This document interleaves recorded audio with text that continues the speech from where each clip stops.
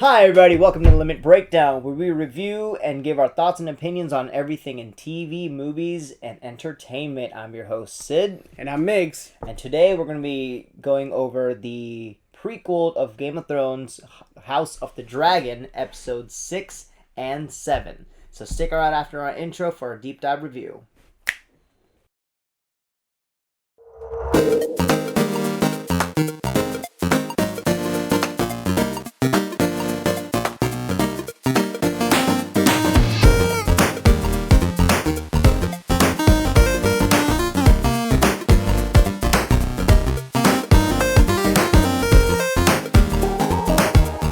Welcome back, everybody, and today we're going to be reviewing House of the Dragon episodes 6 and 7. Now, we're going to break down House of the Dragon into smaller episode by episode because there's so much that's going on in House of the Dragon that we cannot combine it into one long series. So, Migs is going to give us a review of episodes 6 and 7, and then let's dive in. Before we get started, just a little bit of house cleaning. Wanted to thank everybody for the continued support. We're now available on more podcast platforms, available on Spotify, Apple Podcasts, and anywhere else that you get your preferred podcast, whatever platform we've expanded vastly, so check us out there. We're also available on YouTube, Instagram, and TikTok. So let's start. We're going to recap episode 6 and 7. So basically, episode 6 starts off 10 years after the marriage of Rhaenyra to Laenor. And the death of Joffrey. And things haven't gotten much better. Rhaenyra is giving birth to her third son, which Alicent requests immediately to be brought to her. She has been alleging that Rhaenyra's kids are bastards because she's suspected of having had an affair with Harwin Strong, who is the commander of the City Watch.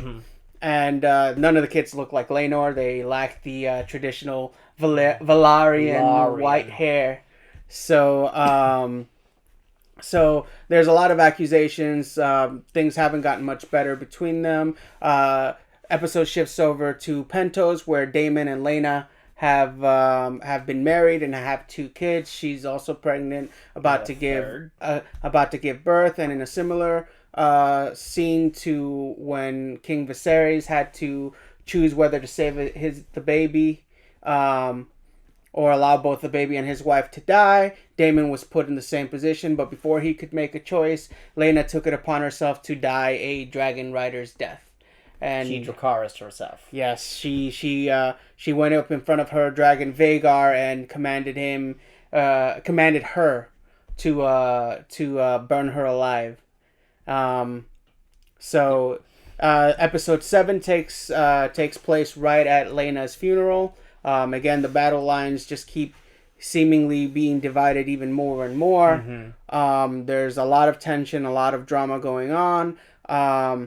Vhagar, now being riderless because of Laena's death, creates an opportunity for the second son of Alicent, Aemond, who previously did not have a dragon. His cousins teased him heavily because of not having a dragon, even dressing up a pig with wings and calling it the Pink Dread, and teasing him with not having a dragon. So this obviously affected him. It caused him to take a very, very risky maneuver in trying to tame Vhagar, but his gambit paid off, and he was able to claim her. But of course, that caused friction with Laena's daughters, who wanted to claim Vhagar and didn't get an opportunity. Turned into a kid street fight. And Daemon lost an eye. It's all fun and games till somebody loses an eye. I literally lost an eye. So, of course, that divided things even more.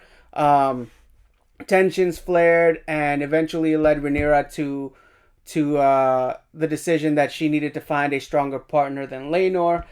They conspired with him to fake his death so that Rhaenyra would now be free to marry Daemon. And after they marry, it concludes episode 7. So a lot of moving pieces, a lot of things happening. A lot going on. Let's go ahead and start way back at the beginning on episode 6, but let's get your initial thoughts.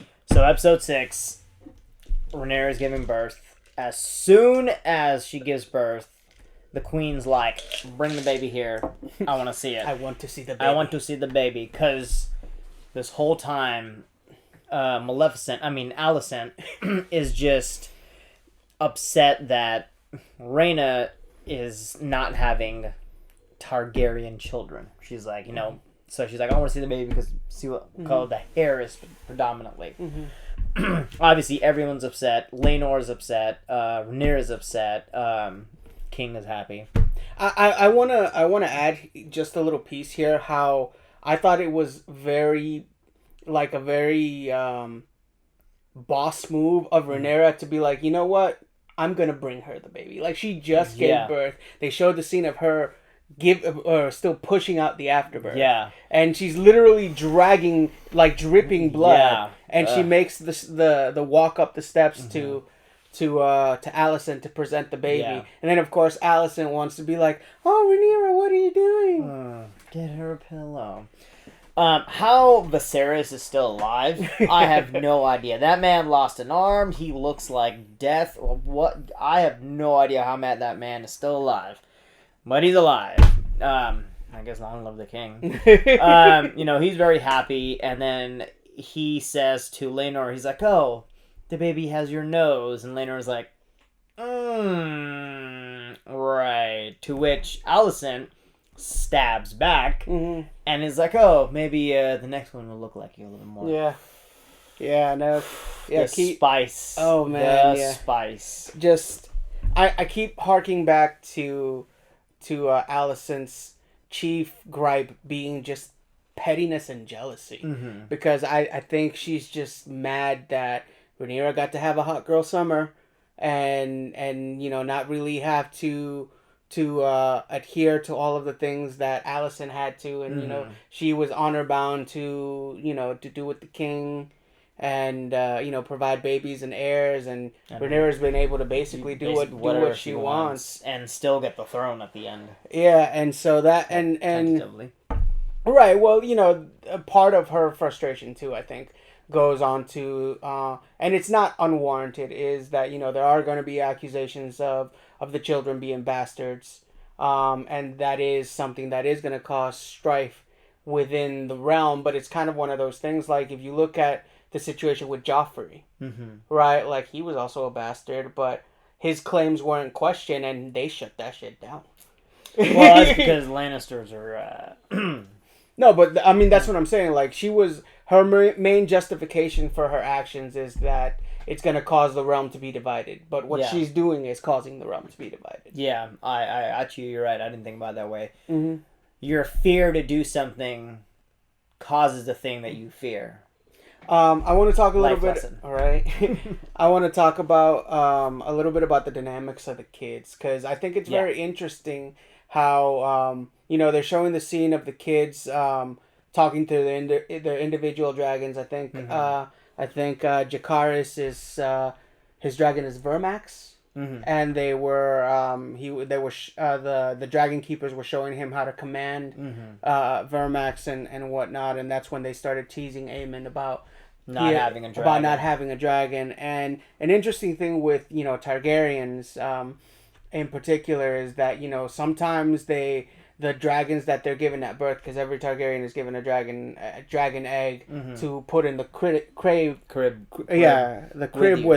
with them in hopes that they'll form a bond. But not all of those eggs hatch. Correct. So I think they said only half of the eggs actually hatch. Right. So another way that a Targaryen can claim a dragon is that in the event that a dragon rider dies and a dragon is left without a rider, another potential dragon rider can claim a riderless dragon.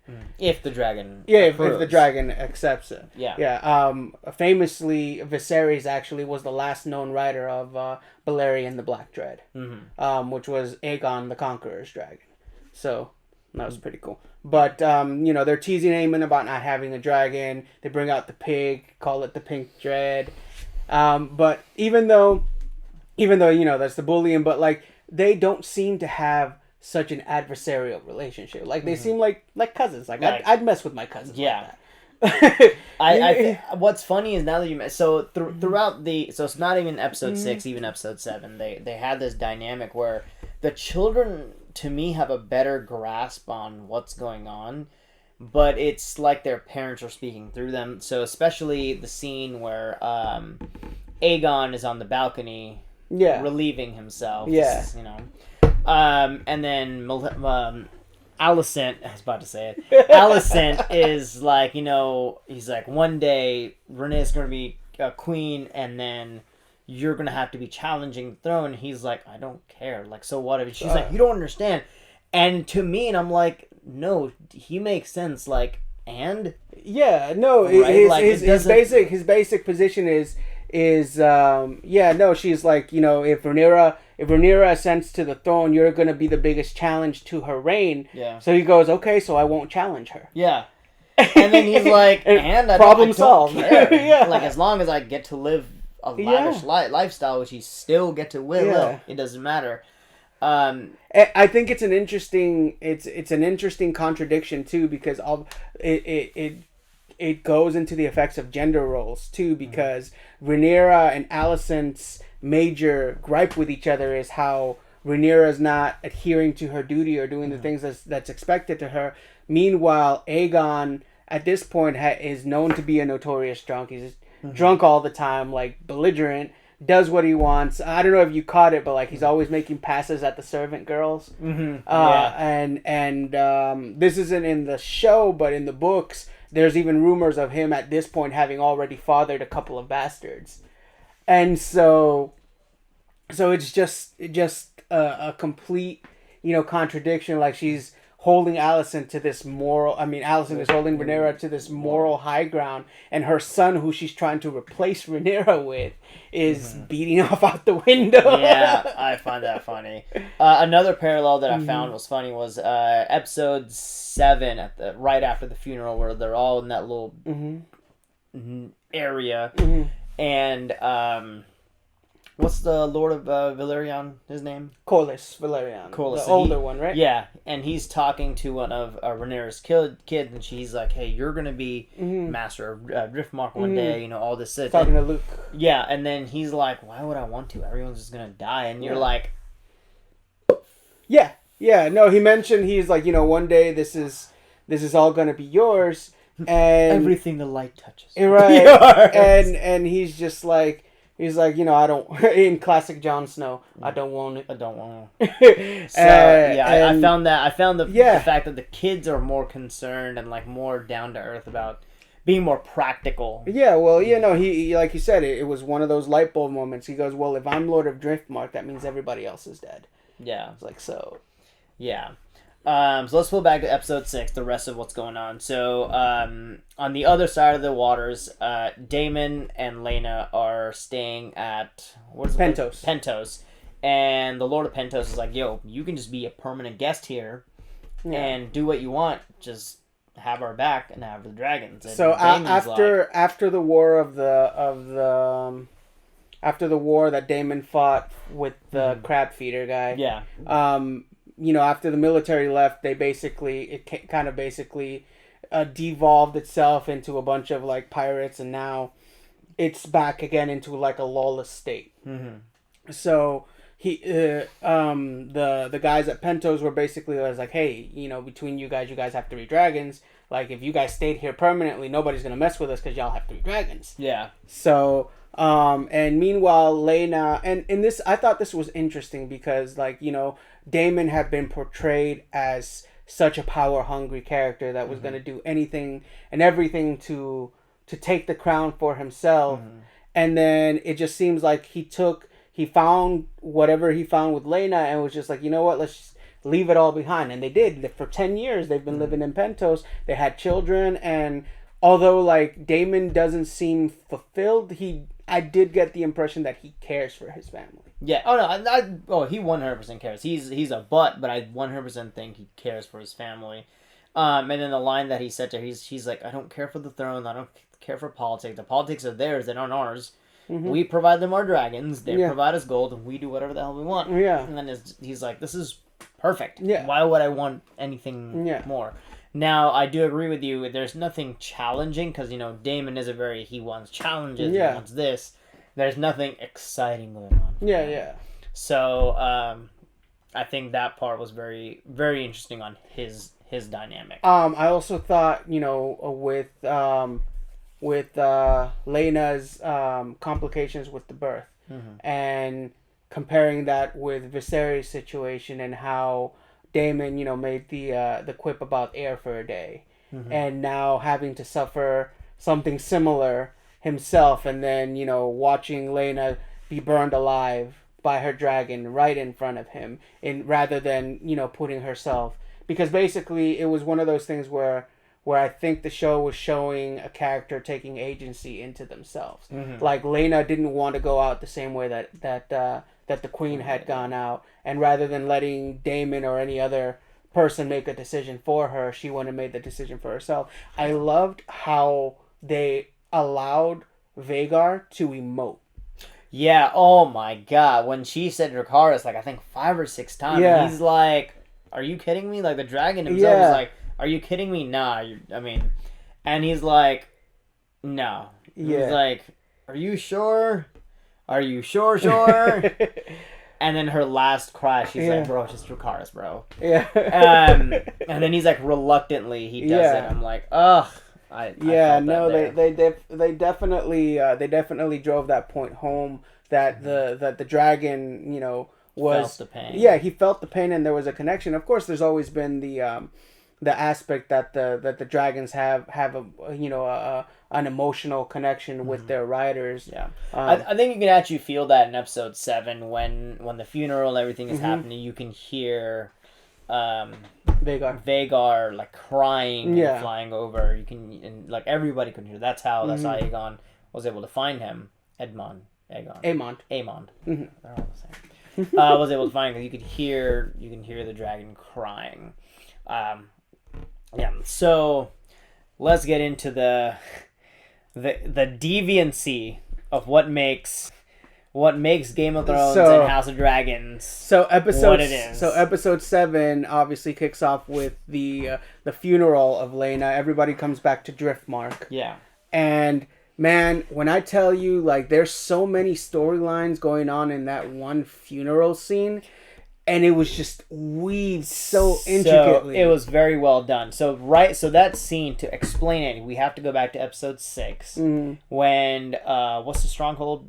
Harwin Strong. Harwin Stronghold is like, they're like, hey, clearly people are finding out because Kristen Cole, the pettiness that he is obviously paying more attention to Alicent's kids than to Rhaenyra's because he's petty and he's like treating them differently. And the Stronghold guy was just Harwin is just like, oh, well, you should teach your pupils the same. There was just like a fight. And then after that, they're like, "Hey, Harwin, just go away, dude. Just go away." And well, there's already been accusations. So while Kristen did not want to take the deal that Rhaenyra was offering of being the side piece, apparently Harwin Strong had no strong objections. He was like, "I'm down." And he's the one that like picked her up and took her out from the. Okay. Yes. Yeah. So he was the son of the Hand of the King. Yeah. Lionel Strong. Yeah, which I think Lionel is actually one of my favorite characters so far. So, yeah, we almost skipped over this. Going back to episode 6. So, Harwin, is obviously has been having a long-standing affair with Rhaenyra. And Rhaenyra and Laenor had an understanding. He's been running around King's Landing, just doing whatever the heck he wants. Whatever. Apparently, eating goose. Apparently, they did try to conceive children at some point, but it didn't work. It didn't work. Well, it was one of those things. Where was Marjorie Tyrell when you needed her? Don't even. Oh man, she had the right idea. Marjorie. But anyway, but yeah. So Mr. Harwin and Rhaenyra did their thing, and that was kind of one of the contention points. Ned Stark would have had a field day with this. Black of hair. Yeah. But no, Alicent, he brings it up to Viserys. To have one child like this is a mistake. To have 3 is an insult. Yeah. So, I don't think it's so much that Viserys is unwilling to see it or blind to it. It's that he knows the implications Yeah. of What happened. of what that kind of reveal I think it's would. both. I think he doesn't out in the open, and he's also unable to accept it himself, even though he knows, he just doesn't want it said. Yeah. Right. I think he just don't want to accept that truth. But and then the other complication too is that there's literally no proof. And this is one of the things that I guess frustrates Alicent even more, is that other than their hair color, there's literally no one to cry foul, because Harwin doesn't own up to it, and Laenor's not claiming that he's being betrayed. So Laenor's saying, yeah, those are my kids. Yep. And Harwin's like, those are not my kids. And Rhaenyra's going, those are Laenor's kids. And Alicent is the only one that's like, Well, everybody, Yeah. But yeah. But so it's one of those things. It's like, as much as everybody knows and everybody wants to cry it from the window, there's no actual offended party to cry foul. So that I think that plays a long part into why it's been able to be kind of so out in the open for so long. Yeah. But anyway, so they send out Harwin to their home, and I'm gonna call him Sneaky Stronghold. Larys Strong. Old Leprous. Leprous Stronghold. Oh God, I want to punch him in his face so bad. Somebody brought up a funny point, because they're like, Larys reminds me of a combination of Littlefinger and Varys. Yes. Wait a minute. Littlefinger, Varys, Larys. Oh my God. I just thought about that. That's hilarious. But yeah, so he's been all up in Alicent's ear. And and then he hears what she's quarreling about, and he's like, I'll take care of it. And then takes care of it. Well, he goes down to the dungeons. He finds some prisoners over there, cuts out their tongues so they can't speak on who gave him the order, and then sends them down. Now, the Strongs are at this point the Lords of Harrenhal. Harrenhal was burned down by Aegon the Conqueror, and it's been, since Aegon burned down half the castle, there's been what's known as the Curse of Harrenhal. So Sir Lionel Strong, and let me rewind a little bit. With the fight between Criston and Harwin, because it was basically Criston instigating Harwin to attack him. He goes, they were complaining about the treatment being unfair, and Criston goes, such devotion to kids, is kind of weird coming from you. Most people wouldn't show that kind of devotion unless it was like a brother or a cousin, or maybe even a son. And that's when Harwin lost it. That's a big boy too.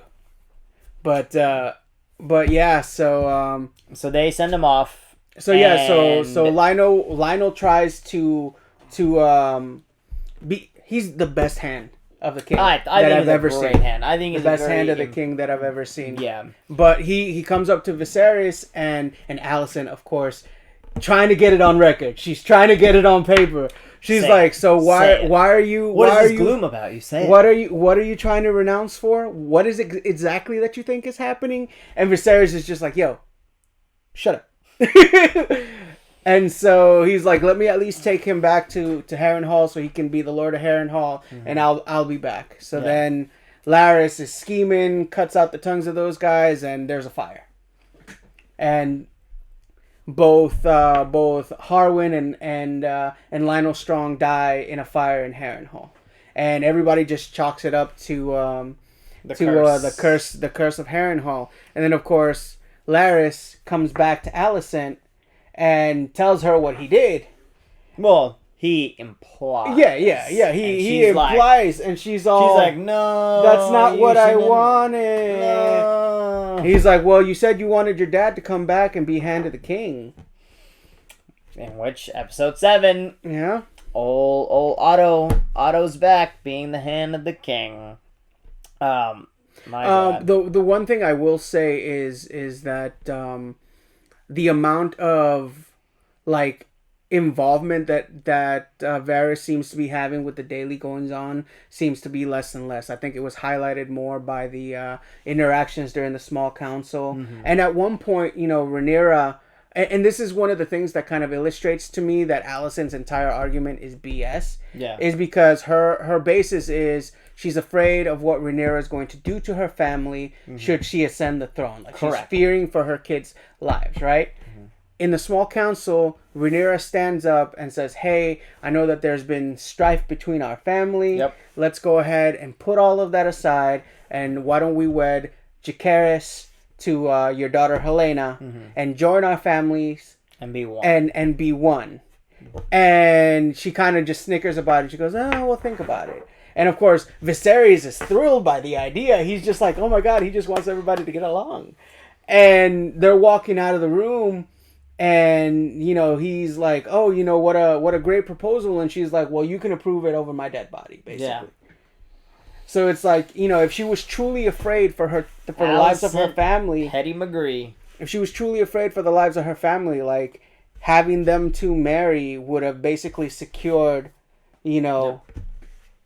So it's one of those things where it's yes, there part of it is a fear of what Rhaenyra might do, but I think a lot of it is just that lust for power, that I think she feels like Rhaenyra is unworthy of the throne and needs to be punished for what she's done, and she's determined that the appropriate punishment is to have Aegon ascend instead of her.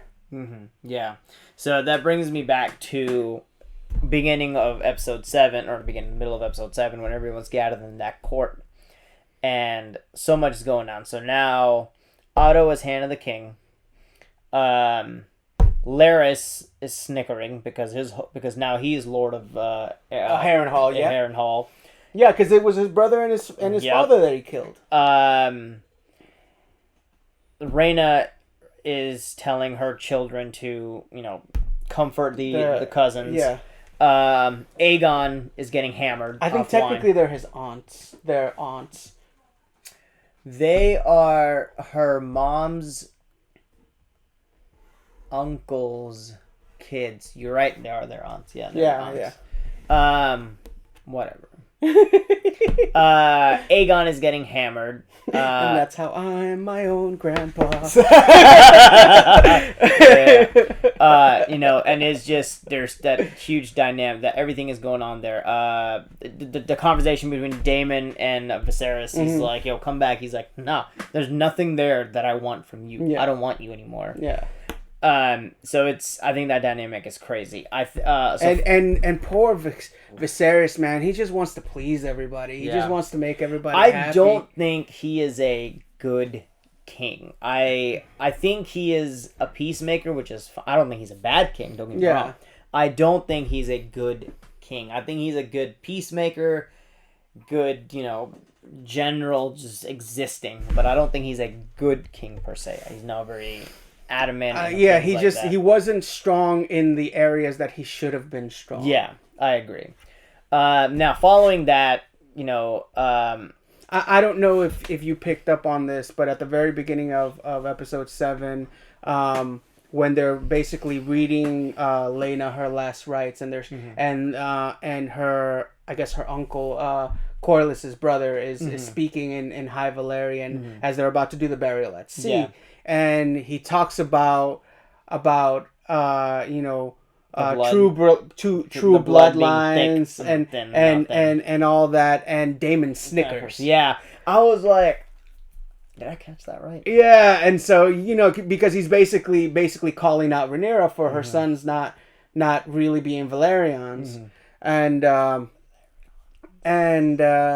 yeah, so now, you know, you can see some of the tensions on both sides of the family. So you have that going on, and then of course, like you were talking about, Larys staring at Alicent. It reminded me of you've seen Waterboy, right? And you know how he's got that crazy girlfriend, Vicky. Yes. Vicky Valentine. Yes, and you remember the scene where he's taking a test.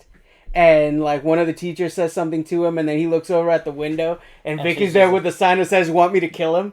And that's Varys. Anytime Alicent looks at him, he's just like, "My God, yeah, that was." He's Larys is definitely a weirdo. And we didn't even talk about Elena. So Elena in the funeral, right? She is sitting there once again playing with bugs. and she's got a clamshell, and she's talking about dragons of flesh weaving dragons of thread. Yeah. And then in the previous episode, when right after they had teased Eamon about the pig, she's over there looking at the bug, and Eamon is telling Allison about what happened, and Allison's trying to reassure Eamon, saying, "Hey, don't worry about it. You're gonna get a dragon sooner or later." And then she just says, "Well, he'll have to close an eye first." Oh yeah.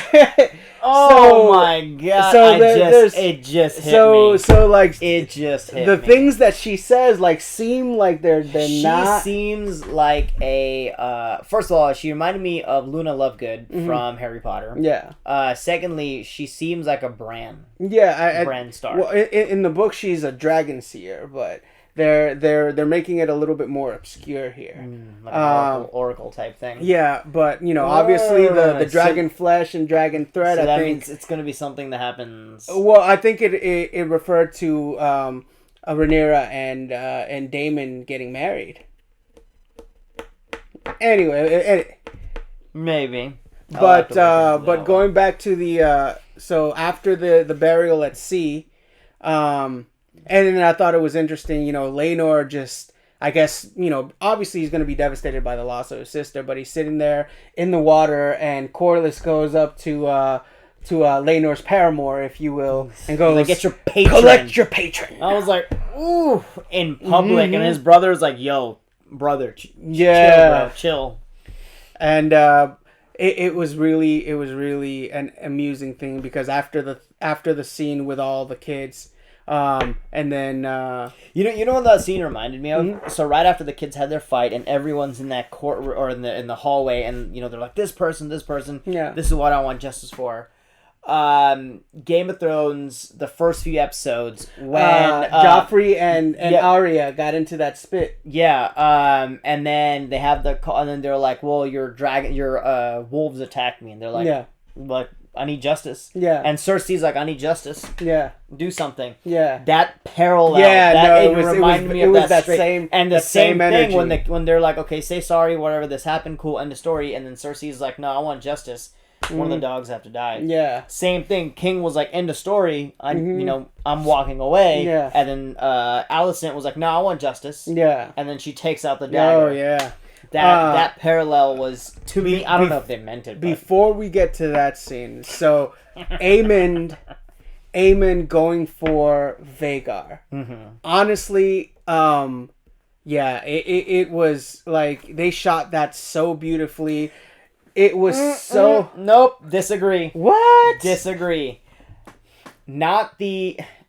I think the sentiment of him going for the dragon and getting the dragon, perfectly awesome. I agree. It reminded me of Season 8, the second to last episode, where, remember the whole thing with the darkness and people couldn't see? I could not see.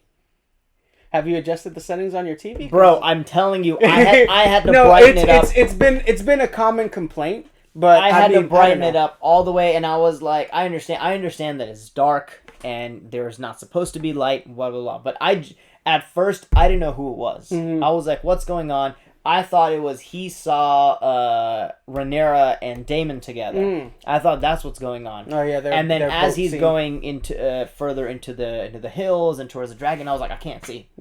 It reminded me of Season 8, that one episode where it's just darkness. I'm like, what is this? I thought we're past this. I thought we learned from our mistakes, guys.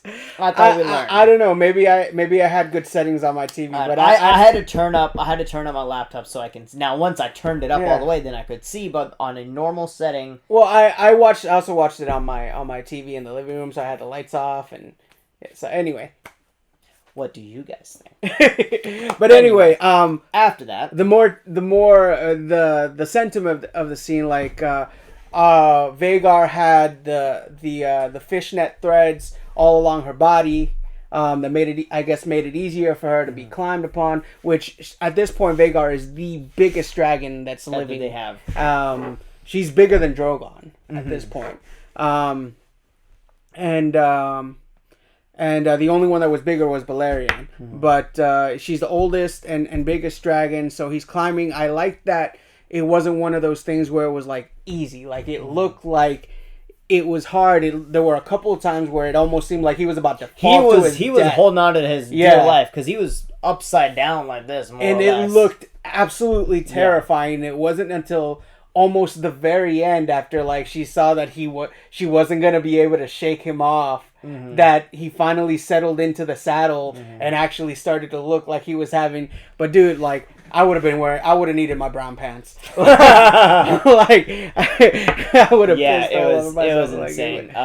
Awesome scene, phenomenal scene. But it was really good. But yeah, so then he comes down. He claims Vhagar. The kids, Lena's daughters, hear Vhagar stirring, so they wake up their cousins, and they're like, someone's stolen Vhagar, and they go out there, and of course, like, I don't want to justify Aemon being a douche, but I can sort of understand like feeling yourself in a moment like that. Like if you just tamed the biggest, oldest dragon, like you're gonna be a little high on yourself. Yeah, I think. I agree. See, I don't know where I stand. I understand his point. He didn't have a dragon. He tamed the dragon. Theoretically, that's correct. At the same time, the kids. Who was the daughter that was supposed to get? Rhaena, I believe. Yeah.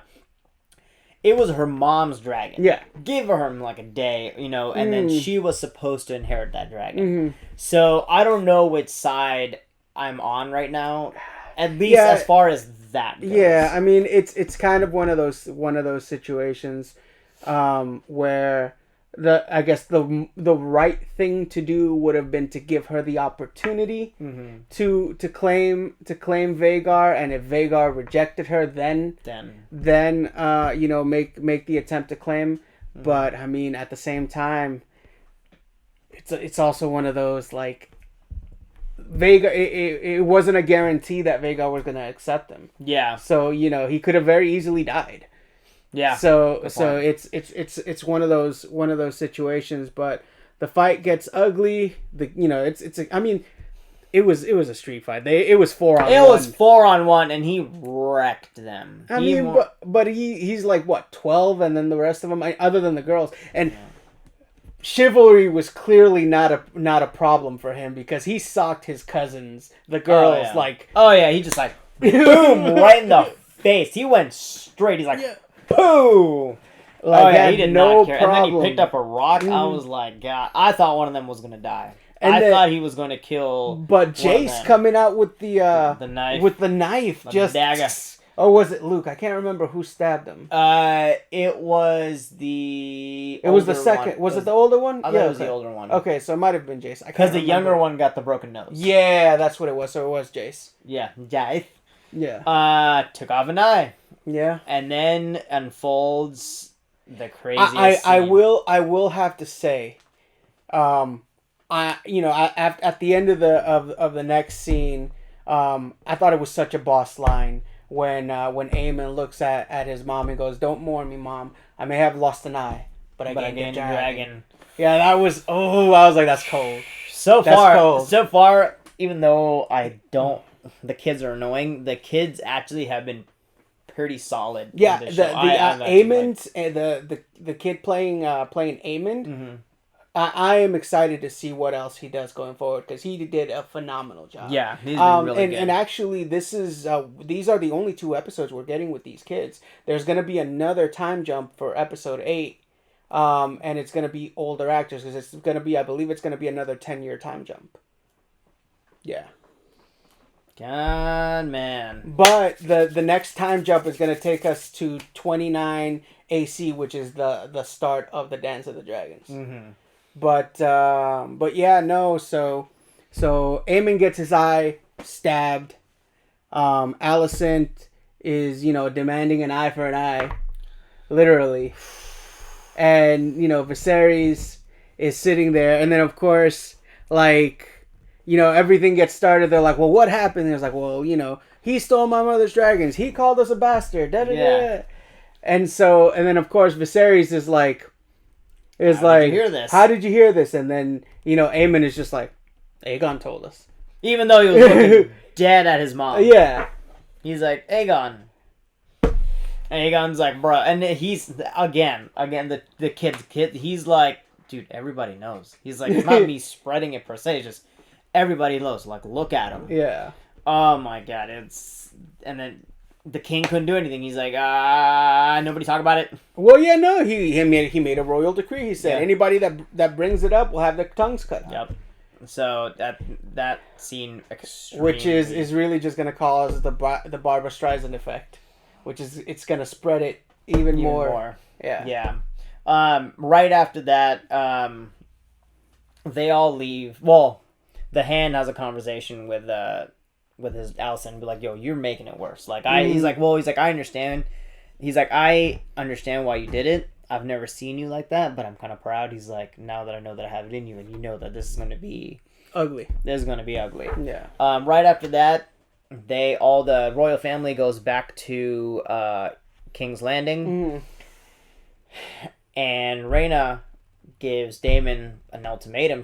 Or not an ultimatum. She's just like, look, dude, I think we should marry. And have a power. We should be the powerhouse. Like we already feel it. We have a connection. You're bored here. Let's just do it. And he's like, well, the only way I can do that is if Laenor dies. And she's like, I know.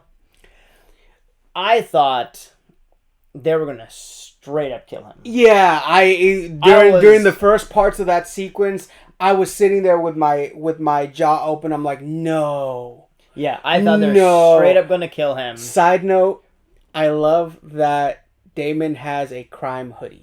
Like, anytime he's going to commit a crime, he has to Assassin's Creed type. He can't commit a crime without putting on his hoodie.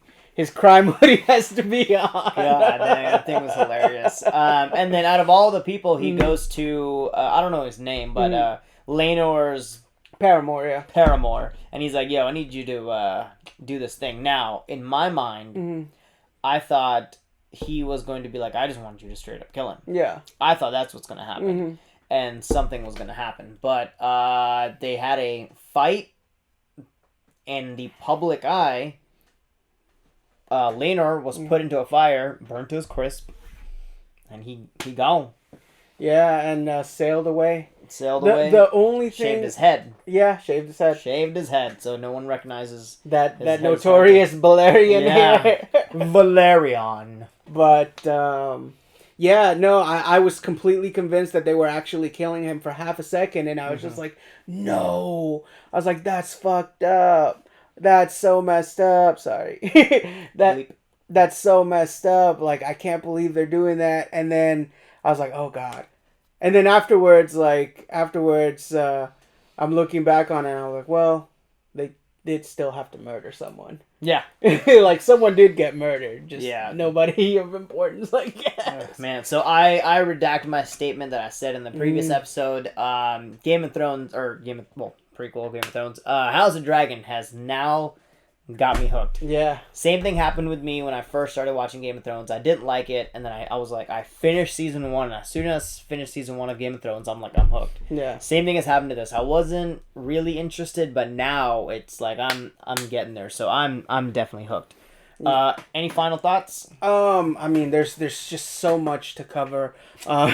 There's just so much stuff to cover. You know, the marriage between Rhaenyra and Daemon, that's you know, been anticipated. It's been a long time coming. Which was weird with the blood. Well, it's supposed to be, you know, Valerian tradition. Yeah. I mean, you know, Targaryen's fire and blood. There's a lot of blood involved. Her line when she's like, everyone's to the sea, but we are made of fire. Yeah. And I'm like, I see what you did there. Yeah. So that is definitely going to put an interesting dynamic going forward. It's going to be interesting to see what Viserys' reaction to the marriage is, because he was so opposed. And then part of it too, they know that they're going to get accused of murdering Laenor. Like, even though, you know, but they wanted it to look like that, because I think part of it is they want people to be afraid of them. Be like, oh, they were willing to go this far. You know, what else could they do? Yeah. So I think that was pretty interesting. And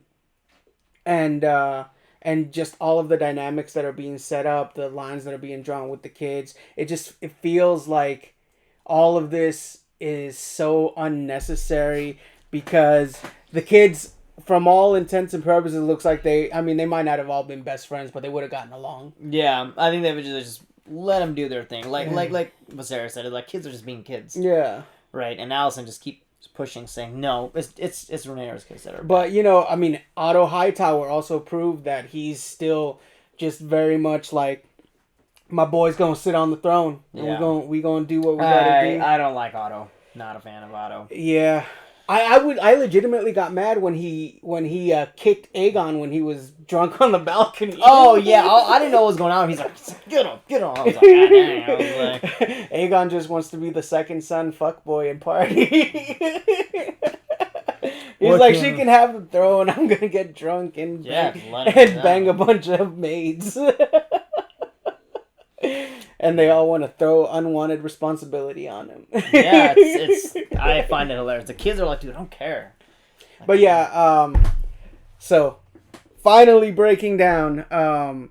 I've thoroughly enjoyed these 2 episodes. I'm excited for this next time jump. Supposed to be the last time jump that we get before the start of the May. There's 10 episodes, right? Yeah, so there's 10 episodes. 8, 9, 10 left. Yeah, 8, 9, 10 so left. 3 episodes left. Gotcha. And episodes 8 and 9 are usually have some sort of climax, so it's going to be interesting to see how everything plays out. My only complaint is I don't feel like we've gotten enough dragons in House of the Dragon. I think there've been some good amounts. Like I think too much would have been overbearing. Like they put just enough, and they want the dragons to be like as soon as they appear on screen, they're like, "This is it." So if you do it every time, you're gonna kind of get numb to it. So I think they're having the dragons appear at pinnacle moments. Yeah. Like when Rhaenyra first went to Dragonstone when Daemon had stolen the dragon. When Daemon attacked the crab people with the dragon come out of nowhere. Oh yeah, with Sea Smoke and Laenor, which this past 2 episodes with the dragons, I think it was. I wonder if they're gonna do anything with Sea Smoke. So because Laenor's not dead, so nobody else is gonna be able to claim Sea Smoke. So that's Is I Sea think Smoke gonna follow him around? Because he's technically supposed. Oh, so, I didn't think about that. So I don't know what's gonna happen with that. The plot thickens. But once again, that brings us to the end of our talk. We're gonna be back next week with our episode 8 review. But thanks a lot for sticking around for our in-depth thoughts, reviews, and explanations. Catch us on all major podcast platforms and also on YouTube, TikTok, and Instagram. Yep. Anything else? I think we're good. Catch y'all later.